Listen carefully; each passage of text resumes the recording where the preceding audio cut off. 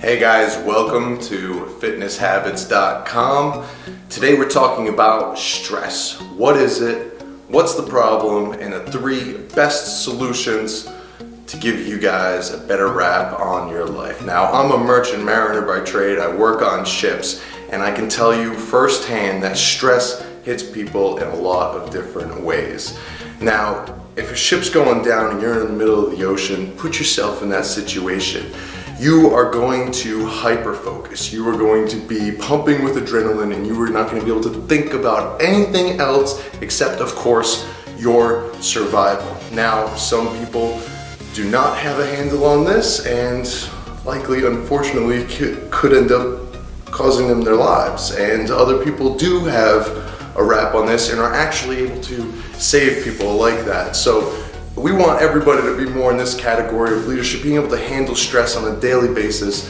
And so what is it? It's caused by a hormone called cortisol. Now, what this does, back in the day when we were fighting bears and things like this, in a time of distress, we would pump our muscles full of cortisol and glucose into our muscles. We would get very stiff and we get ready for fight or flight. We're either gonna fight for our lives or we're gonna run for our lives. So let's say back, in this situation, you're on the ship's going down, and you don't know what to do, and you are gonna pump, you're gonna think, and you're gonna hopefully organize your thoughts and be calm enough, and you are going to do what needs to be done in order to survive. You're in the lifeboat, you're away from the boat now, and you're safe, you breathe again, and cortisol leaves your body. Same thing, you're fighting a bear back in the day, you fight the bear, it's over, hopefully you survived, or you ran away from the bear, let's say that's a better choice, and actually no, you're not supposed to run from a bear, don't listen to it, but anyways,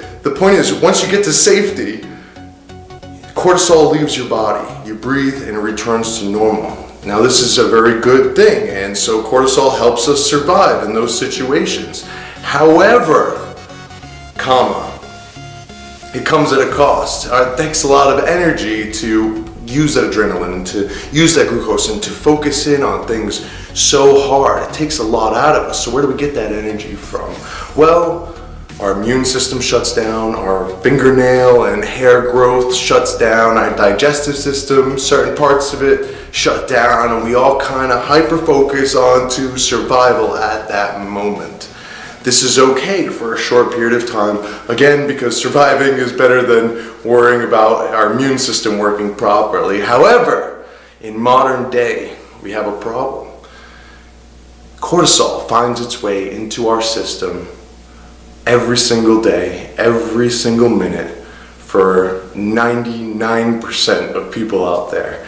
And it is an absolute problem. We are killing ourselves with stress and with work and with problems in our relationships and family issues and so many things that go wrong in our lives that we hyper focus on, and we're initially doing it out of survival, but we take it too far. So there's got to be some ways to combat this. Okay, 3 best methods to combat stress. Now again, this is a big topic, but these are definitely the top 3 in my book. Step number 1 is to relax.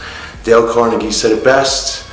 In his book, How to Start Living and How to Not Worry and Start Living. Anyways, I'll link that book below, but you have to be as limp as a sock unless you don't need to be. The first thing you need to do in order to control your stress is relax your body.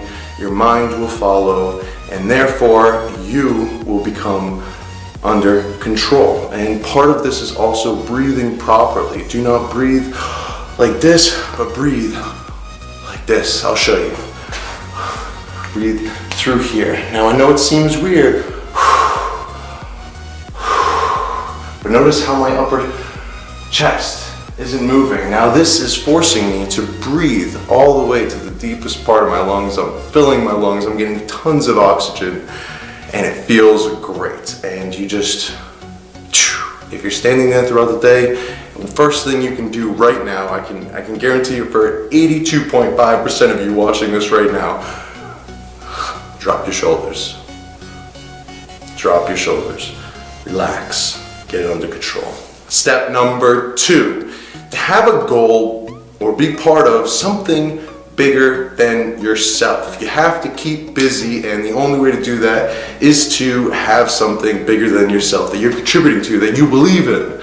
This is what you need to do. Otherwise, the biggest thing will be yourself, and you will let yourself down at one point or another, and everything will crumble. So, keep yourself busy. Part of this is keeping yourself busy. As Henry Ford and a lot of great leaders of the world and a lot of great creators, they all have one thing in common, is that they were extremely busy. And they say keep busy, and don't give yourself a second to worry, because if you start sitting there, then you start to think, and people get lost and retracted in their own minds instead of getting out there and just doing the things that are going to actually make them feel better, give them some dopamine, which combats cortisol, by the way. That's a different video, but we'll get there. But by doing things and accomplishing things, this is the best way, it's the second best way to combat stress. The third best way is very actionable, and it's probably my favorite. I've talked about it in other videos, such as my cold water immersion video,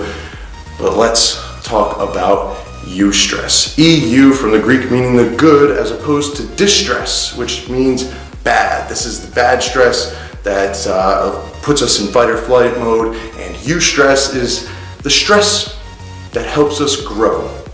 It helps us adapt to our surroundings, and the only way to do this is by becoming comfortable with being uncomfortable, and the only way to do that is by constantly making yourself uncomfortable. So cold water immersion is one of my favorite things for this. You jump in the water, you shock the body, you're physically teaching your body how to absorb the cold and how to adapt to that. And this is a good thing, because think about it, modern times, you got a thick coat for when it's cold outside, you got a moderate cold for when it's like moderate outside, you can warm your car up before you go outside, you got air conditioning if it's warm, and I mean, not everybody is like that, but I tell you, if you don't have fluctuations in your climate, then your body, it gets very used to one thing, and your immune system and things like this can shut down in certain ways. So by giving yourself a shock and teaching your body how to handle stress,